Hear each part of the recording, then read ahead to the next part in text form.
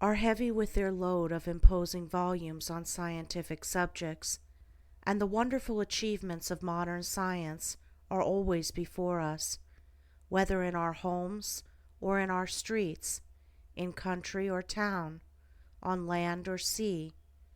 There shall we have before us some marvelous device, some recent accomplishment of science, for adding to our comfort, increasing our speed, or saving the labor of our hands. Yet with all our vast store of scientific knowledge, and its startling and rapidly increasing results in the world of discovery and invention, there is, in this age, one branch of science which has so far fallen into decay as to have become almost forgotten, a science, nevertheless, which is of greater importance than all the other sciences combined, and without which all science would but subserve the ends of selfishness and aid in man's destruction. I refer to the science of self-control. Our modern scientists study the elements and forces which are outside themselves, with the object of controlling and utilizing them. The ancients studied the elements and forces which were within themselves, with a view to controlling and utilizing them, and the ancients produced such mighty masters of knowledge in this direction, that to this day they are held in reverence as gods, and the vast religious organizations of the world are based upon their achievements.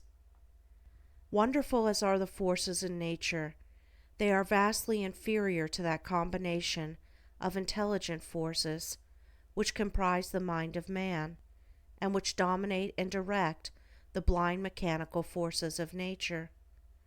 Therefore it follows that, to understand, control, and direct the inner forces of passion, desire, will, and intellect, is to be in possession of the destinies of men and nations.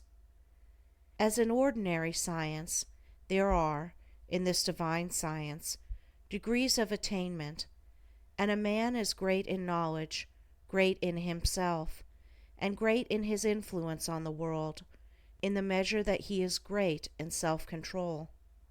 He who understands and dominates the forces of external nature is the natural scientist, but he who understands and dominates the internal forces of the mind is the divine scientist, and the laws which operate in gaining a knowledge of external appearances operate also in gathering a knowledge of internal varieties.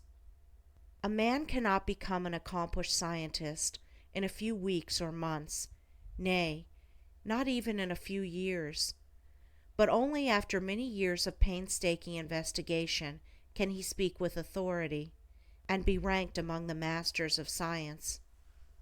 Likewise, a man cannot acquire self-control and become possessed of the wisdom and peace-giving knowledge which self-control confers, but by many years of patient labor, a labor which is all the more arduous because it is silent, and both unrecognized and unappreciated by others.